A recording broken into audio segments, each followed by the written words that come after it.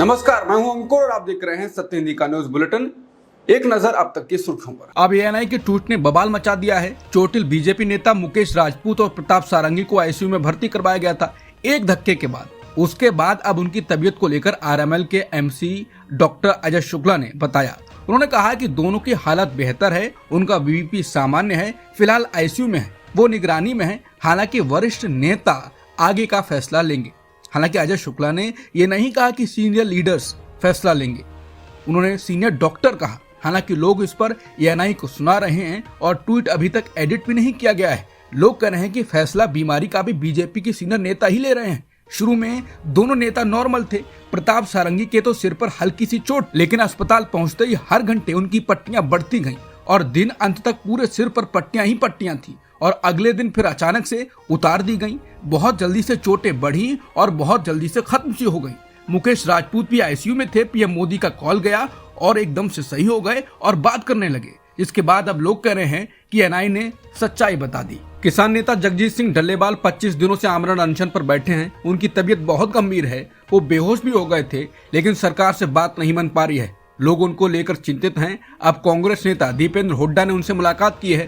दीपेंद्र हुड्डा ने कहा कि हम यहाँ सरदार जगजीत सिंह डल्लेवाल जी की तबीयत जानने आए हैं। हमारी सरकार से मांग है कि वो अपने अहंकार और हठ धर्मिता को छोड़ें और इंसानियत और संवेदनशीलता दिखाएं। किसानों की वही मांगे हैं जिसका मोदी सरकार ने लिखित में वादा किया था। जब सरकार ने अपना वादा पूरा नहीं किया तो किसान फिर से आंदोलन करने के लिए मजबूर हो गए। अब संसद में कृषि संबंधित स्थायी कमेटी की रिपोर्ट भी आ गई है, जिसमें कहा गया है कि सरकार किसानों को एमएसपी की लीगल गारंटी दे।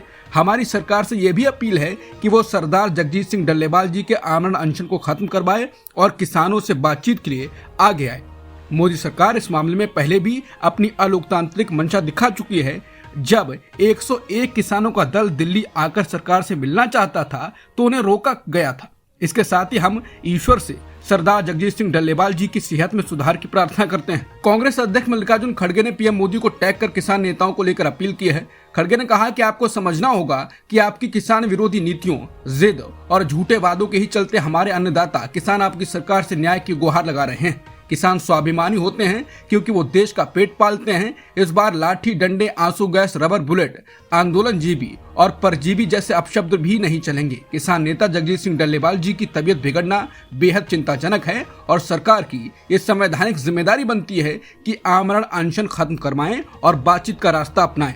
जब आपने मजबूरन 3 काले कानून वापस लिए थे तो आपने एमएसपी को कानूनी दर्जा देने के लिए कमेटी के गठन की घोषणा की थी। पूरा देश जानना चाहता है कि उस वादे का क्या हुआ। भूलिए मत कि किसान देश की रीढ़ की हड्डी हैं और उनसे धोखा देश से धोखा है। राहुल गांधी ने भी किसान नेता जगजीत सिंह डल्लेवाल को लेकर ट्वीट किया है। राहुल गांधी ने कहा कि एमएसपी की गारंटी और कर्ज माफी समेत अन्य मांगों को लेकर आमरण अनशन पर बैठे किसान नेता जगजीत सिंह डल्लेवाल जी की तबीयत बिगड़ना चिंताजनक है। सरकार को बातचीत करके अनशन खत्म करवाना चाहिए। जायज मांगों के लिए किसानों को बार बार अनशन और प्रदर्शन के लिए मजबूर करना दुर्भाग्यपूर्ण है। 700 से ज्यादा किसानों की शहादत के बाद भी सरकार निर्दयी बनी हुई है। एमएसपी समेत अधिकांश मांगों को तो अब कृषि संबंधी संसद की स्थायी समिति ने भी स्वीकारा है, जिसमें सभी दलों के नेता हैं। मैंने पहले भी कहा है, फिर दोहरा रहा हूँ, जैसे मोदी सरकार कृषि कानूनों को वापस लेने के लिए मजबूर हुई, वैसे ही उसे इन मांगों को मानने के लिए मजबूर किया जाएगा। किसानों और देश के लिए बेहतर यही होगा कि देर करने के बजाय जल्द से जल्द मान लें। इलाहाबाद हाई कोर्ट ने ऑल्ट न्यूज के संस्थापक और फैक्ट चेकर मोहम्मद जुबैर को यति नरसिंहानंद के एक पुराने वीडियो को पोस्ट करने के मामले में बड़ी राहत दी। कोर्ट ने 6 जनवरी 2025 तक जुबैर की गिरफ्तारी करने पर रोक लगा दी। साथ ही कोर्ट ने कहा है कि जुबैर कोई खतरनाक अपराधी नहीं है। जस्टिस सिद्धार्थ वर्मा और जस्टिस नलिन कुमार श्रीवास्तव की बेंच ने मौखिक रूप से टिप्पणी की। जुबैर के देश छोड़ने पर भी रोक लगाई गई है और इस मामले में पुलिस के साथ सहयोग करने के लिए भी कहा गया है। लाइव लॉ की रिपोर्ट के मुताबिक इस मामले पर शुक्रवार को कई घंटे तक कोर्ट में सुनवाई चली, लेकिन अब तक पूरी नहीं हो सकी है। अभी यूपी सरकार की दलीलें बाकी हैं। हाई कोर्ट ने राज्य सरकार से 6 जनवरी तक जवाब दाखिल करने के लिए कहा है। कांग्रेस के सांसद गौरव गोगोई ने शुक्रवार को प्रेस कॉन्फ्रेंस में विपक्ष के नेता राहुल गांधी के खिलाफ दर्ज एफआईआर पर बात की। उन्होंने कहा कि अगर बीजेपी को लगता है कि एफआईआर से राहुल गांधी झुक जाएंगे, ये उनकी गलतफहमी होगी। राहुल गांधी जी और कांग्रेस पार्टी बाबा साहेब अम्बेडकर के प्रति जो अपमानजनक शब्दों का व्यवहार अमित शाह जी ने किया उसके खिलाफ हम आवाज उठाते रहेंगे। झूठे एफआईआर से हम पीछे हटने वाले नहीं हैं। इस दौरान कांग्रेस के राज्यसभा सांसद प्रमोद तिवारी ने कांग्रेस की ओर से मांग रखी। उन्होंने कहा कि जिस जगह घटना हुई है वहां की सीसीटीवी फुटेज को सील किया जाए और जारी किया जाए, जिसमें आपको साफ दिखेगा कि सांसदों को सदन के अंदर जाने से रोका गया। हमने बीजेपी के साथ ही घटना की एफआईआर लिखवाई थी।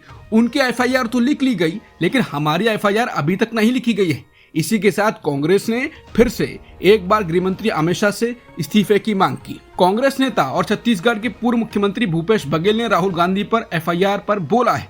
बघेल ने कहा कि बीजेपी ने ये पूरी साजिश ध्यान भटकाने के लिए की है। संसद परिसर के चप्पे चप्पे पर सीसीटीवी कैमरे लगे हैं। ऐसे में सरकार सीसीटीवी फुटेज जारी क्यों नहीं करती? बीजेपी सिर्फ नेता विपक्ष राहुल गांधी पर झूठा आरोप लगाकर लोगों को गुमराह कर रही है। केरल में नेता विपक्ष वीडी सतीशन ने राहुल गांधी पर किए गए केस पर बयान दिया है। उन्होंने कहा कि बीजेपी कितने भी मुकदमे कर ले राहुल गांधी पर, उन्हें डराने, चिल्लाने, चुप कराने की पूरी कोशिश करें, आप बार बार बुरी तरह फेल होंगे, क्योंकि राहुल का साहस और दृढ़ विश्वास व्यक्त हुआ। वो भारत की आवाज हैं, आप किसी देश को चुप नहीं करा सकते। कांग्रेस ने इस ट्वीट को रीट्वीट किया है। संसद में गुरुवार को हुए टकराव के बाद आज शीतकालीन सत्र का आखिरी दिन रहा और इसमें भी इंडिया गठबंधन और बीजेपी के बीच टकराव की स्थिति बरकरार रही। एक तरफ जहां विजय चौक से संसद तक मार्च के जरिए विपक्षी दलों का इंडिया गठबंधन विरोध प्रदर्शन कर रहा है, तो दूसरी तरफ एनडीए सांसदों ने संसद परिसर में कांग्रेस के खिलाफ विरोध प्रदर्शन किया। कांग्रेस सांसद प्रियंका गांधी वाड्रा केंद्रीय गृह मंत्री अमित शाह द्वारा राज्यसभा में डॉक्टर BR अम्बेडकर पर की गई टिप्पणी के खिलाफ इंडिया अलायंस के सांसदों के विरोध प्रदर्शन में शामिल हुई। इंडिया गठबंधन इस मुद्दे पर अमित शाह से माफी और उनके इस्तीफे की मांग कर रहा है। लोकसभा की कार्यवाही को अनिश्चित काल के लिए स्थगित किए जाने पर कांग्रेस सांसद प्रियंका गांधी ने प्रतिक्रिया दी।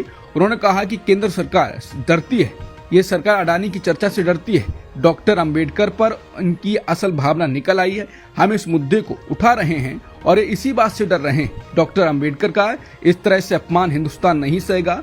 राहुल गांधी पर दर्ज हुई एफआईआर पर प्रियंका गांधी ने कहा, ये सरकार की बेचैनी को दिखाता है। राहुल इस तरह की हरकत कभी नहीं कर सकते। अमित शाह के बयान पर अब सरकार में शामिल दल के नेता भी बोलने लगे हैं। अब आरएलडी के प्रदेश प्रवक्ता कमल गौतम ने कहा है कि अमित शाह जी का बयान सही नहीं है, उन्हें माफी मांगनी चाहिए। उन्होंने कहा कि बाबा साहेब अम्बेडकर को जो लोग भगवान मानते हैं उनके लिए टिप्पणी सही नहीं। अमित शाह को माफी मांगनी चाहिए। आप कानून व्यवस्था के आदमी हैं, आप गृह मंत्री हैं। बहुत सारी कानून व्यवस्था बिगड़ रही है, मंदिरों में बलात्कार हो रहे हैं, मंदिर में घुसने पर मारा जा रहा है, उनके खिलाफ कोई कार्रवाई नहीं हो रही। उन्होंने कहा कि हम सरकार में शामिल हैं, इसका ये मतलब नहीं कि जिसको लोग भगवान मानते हैं उसके खिलाफ गलत टिप्पणी की जाए। उन्हें माफी मांगनी चाहिए।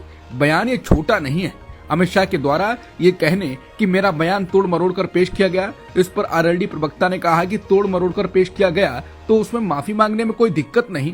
वोट मांगने के लिए ये लोग हाथ जोड़कर जाते हैं। हमारा समाज इससे दुखी है। अमित शाह ने ऐसी बात कही है, माफी मांगे और माहौल संभालें।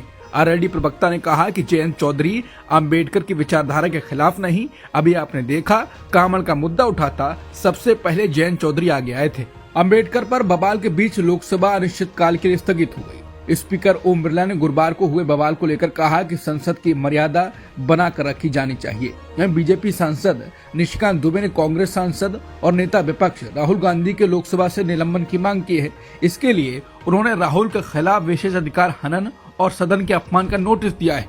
दुबे ने लोकसभा अध्यक्ष ओम बिरला को नोटिस भेजा है। उन्होंने स्पीकर से मामले को विशेष अधिकार समिति के पास भेजने को कहा। राहुल गांधी के खिलाफ बीजेपी ने केस दर्ज कराया है। वहीं बीजेपी के नागालैंड से महिला सांसद फाननोन कोन्याक ने आरोप लगाया है कि राहुल गांधी बेहद करीब आकर खड़े हो गए, जिससे मैं असहज हो गई थी। हम बेहद शांतिपूर्ण प्रदर्शन कर रहे थे, इसी दौरान राहुल गांधी आए और मेरे ऊपर चिल्लाने लगे।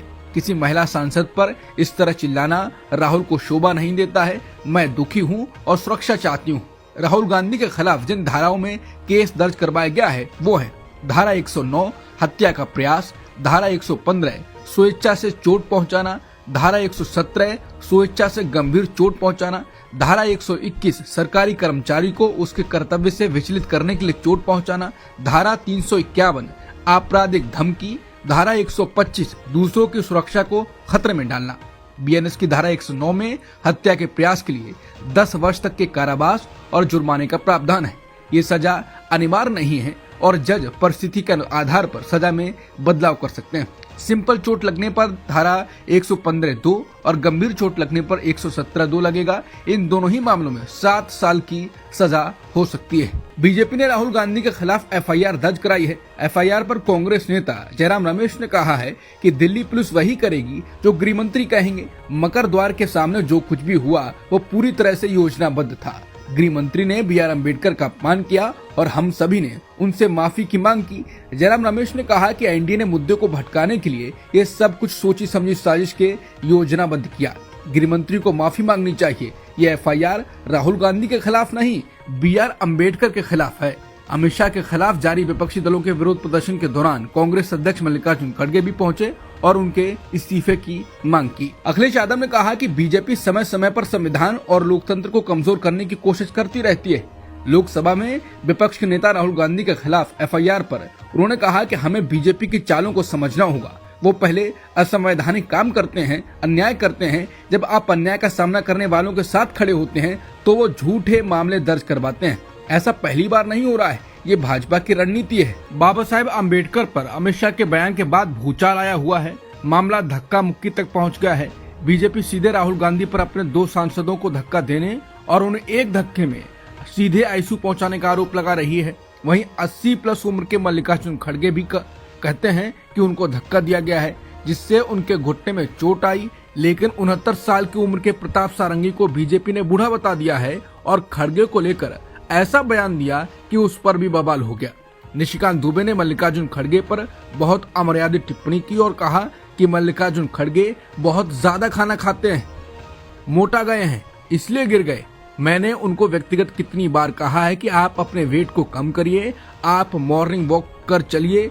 आपका घुटना शरीर के कारण काम नहीं कर रहा है, इसलिए आपको चलने में हमेशा दिक्कत हो रही है। मैंने उन्हें 10 बार कहा होगा। वो पैदल चलते नहीं, शाम का खाना छोड़ते नहीं। उनका शरीर दिन प्रतिदिन हैवी होता जा रहा है।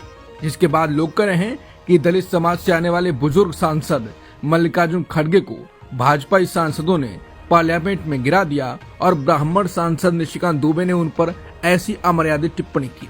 हालांकि निशिकांत दुबे प्रताप सारंगी को बुजुर्ग बताकर राहुल गांधी से संसद में भिड़ भी चुके हैं। हालांकि राहुल ने बहुत सहजता से जवाब दिया और चले गए। बता दें, निशिकांत दुबे उन प्रताप सारंगी की बात कर रहे थे जिन पर ऑस्ट्रेलियाई मिशनरी ग्राहम स्टेन्स और उनके 11 और 7 साल के 2 बेटों को जिंदा जलाने का आरोप लगा था। जब वो 1999 में ओडिशा में बजरंग दल के प्रमुख थे, तब बजरंग दल से जुड़े लोगों के एक समूह ने परिवार को जिंदा जला दिया था। ये नहीं भूलना चाहिए कि जब कार में आग लगाई गई थी तब वो तीनों उसमें सो रहे थे। इस मामले में बजरंग दल के नेता को दोषी भी ठहराया गया था। वहीं वर्ष 2002 में ओडिशा राज्य विधानसभा पर बजरंग दल सहित हिंदू दक्षिणपंथी समूहों द्वारा किए गए हमले के बाद दंगा, आगजनी, हमला और सरकारी संपत्ति को नुकसान पहुंचाने के आरोप में उन्हें गिरफ्तार भी किया जा चुका है और संसद में लगी चोट उनकी राजनीतिक चोट बन गई है। शुरुआत में उनको हल्का सा खून दिखाया गया, फिर पट्टियों के साथ बढ़ती ही गई और अंत में पूरे सिर पर पट्टी ही पट्टी हो गई। यूपी के संभल में स्थित जामा मस्जिद के बाहर आज एक बार फिर तनावपूर्ण स्थिति उत्पन्न हो गई। दरअसल एक युवक ने भगवा पटका पहने और माथे पर तिलक लगाए मस्जिद के अंदर घुसने की कोशिश की, जिसे देखकर नमाज के लोग आ रहे भड़क गए। लोगों ने युवक को घेरकर पीटने की कोशिश की, लेकिन पुलिस ने तुरंत मौके पर पहुंचकर उसे पकड़ लिया और कोतवाली ले गई। एएसपी संभल शीश चंद्र ने बताया कि जामा मस्जिद के पास के इलाके का रहने वाला एक मानसिक रूप से विकलांग व्यक्ति वहां से आम रास्ते से गुजर रहा था। उसे रोका गया और उससे पूछताछ की जा रही है। हाल के दिनों में मंदिर मस्जिद विवादों को लेकर देश भर में गरमाई सियासत के बीच राष्ट्रीय स्वयंसेवक संघ के प्रमुख मोहन भागवत ने बड़ा बयान दिया और कहा कि अयोध्या राम मंदिर निर्माण के बाद कुछ लोगों को ऐसा लग रहा है कि वो ऐसे मुद्दों को उठाकर हिंदुओं के नेता बन सकते हैं। उन्होंने कहा ये नए विवाद स्वीकार्य नहीं है। दरअसल पुणे में एक कार्यक्रम के दौरान राष्ट्रीय स्वयंसेवक संघ के प्रमुख मोहन भागवत ने समावेशी समाज की वकालत की। उन्होंने कहा कि दुनिया को दिखाने की आवश्यकता है कि देश सद्भावना के साथ रह सकता है। आरएसएस चीफ ने कहा कि रामकृष्ण मिशन में क्रिसमस मनाया जाता है, केवल हम ऐसा कर सकते हैं क्योंकि हम हिंदू हैं। उन्होंने कहा कि राम मंदिर निर्माण के बाद कुछ लोगों को लगता है कि वो नई जगहों पर इसी तरह के मुद्दों को उठाकर हिंदुओं के नेता बन सकते हैं, लेकिन ये किसी भी कीमत पर स्वीकार्य नहीं है। आरएसएस चीफ ने भारतीय समाज में विविधता को लेकर कहा कि हम लंबे समय से सद्भावना से रह रहे हैं। अगर हम दुनिया को ये सद्भावना प्रदान करना चाहते हैं तो हमें इसका एक मॉडल बनाने की जरूरत है। क्या अजित पवार की राजनीतिक विचारधारा अभी भी बीजेपी आरएसएस की विचारधारा से मेल नहीं खा रही है? भले ही वो बीजेपी के नेतृत्व वाली महायुति सरकार में साझेदार हैं, लेकिन लगता है कि उन्होंने बीजेपी आरएसएस की विचारधारा से एक दूरी बनाकर रखी हुई है। ऐसा तब भी देखा गया जब आरएसएस के मुख्यालय में महायुति के नेताओं को निमंत्रण था, लेकिन इसमें अजित पवार नहीं शामिल हुए। डिप्टी सीएम और एनसीपी के अध्यक्ष अजित पवार गुरुवार को नागपुर में राष्ट्रीय स्वयंसेवक संघ मुख्यालय नहीं गए, जहां सत्तारूढ़ गठबंधन के सभी विधायकों को भाजपा ने आमंत्रित किया था। एनसीपी से भी केवल एक विधायक राजू कारेमोरे मुख्यालय पहुंचे, जबकि भाजपा और एकनाथ शिंदे के नेतृत्व वाली शिवसेना के सभी विधायक वहां मौजूद थे। पिछले साल भी अजित पवार आरएसएस मुख्यालय नहीं गए थे, तब वो अपने चाचा शरद पवार के खिलाफ बगावत करके एकनाथ शिंदे के नेतृत्व वाली राज्य सरकार में शामिल हुए थे। बता दें, एनसीपी नेता अजित पवार ने बीजेपी के आक्रामक नारे बटेंगे तो कटेंगे का विरोध किया था। संसद के शीतकालीन सत्र का आज आखिरी दिन रहा। लोकसभा ने शुक्रवार को वन नेशन वन इलेक्शन प्रस्ताव पर विधेयक को आगे की जांच के लिए ज्वाइंट पार्लियामेंट्री कमेटी को भेजने का प्रस्ताव पारित किया। सदन में यह प्रस्ताव केंद्रीय कानून मंत्री अर्जुन राम मेघवाल ने पेश किया। जेपीसी में लोकसभा से 27 और राज्यसभा से 12 सदस्य होंगे।